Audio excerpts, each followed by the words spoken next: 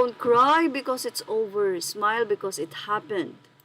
Having you in my life was the happiest I had ever been. 7 wonderful years. A lot of laughs, a lot of ramen, and so much love. Your love was exceptional. But sometimes good things fall apart so better things can come together. Beautiful goodbyes at Jack Ruperto. Thank you for loving me the way you did. I am excited for what's to come for the both of us. You take care of yourself. May you find the love you deserve. I hope for everyone's understanding and I wish you can help us put this matter to rest.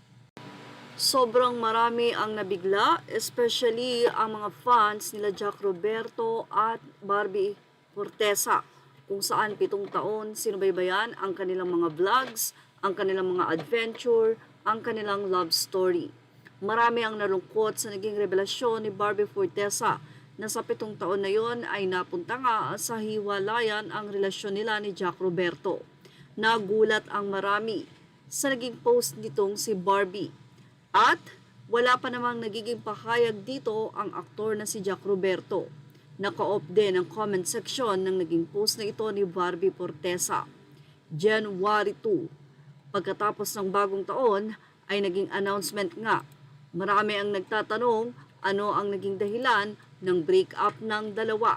Dahil alam nila na kahit ano pa man ay nakita nila kung gaano kamahal ni Jack Roberto at ni Barbie Fortesa ang isa't isa. Marami ang humahanga sa nasabi nga pong relasyon ng dalawa dahil napakatatag. Kahit kanino i-partner, nakikita nila na sobrang mahal na mahal ni Barbie at na Jack ang isa't isa. Pero bakit nga ba nagkaganoon? Ano ang rason? Mukhang tila ang pinag-awayan ng dalawa ay mayroon nga bang hindi pagkakaunawaan. Pero sa naging pahayag ni Barbie Fortesa ay inihiling pa niya na makahanap ng pag-ibig na deserve ni Jack Roberto ang nasabi nga pong kung susunod na magmamahal ito. Ibig sabihin man to ay si Barbie Fortesa ang tumapos ng 7 taong relasyon. Marami pa rin ang nalulungkot sa nasabi nga pong hiwalayan. Yan ang ating showbiz snap update. Thank you for watching. Images are all credit to the rightful owners.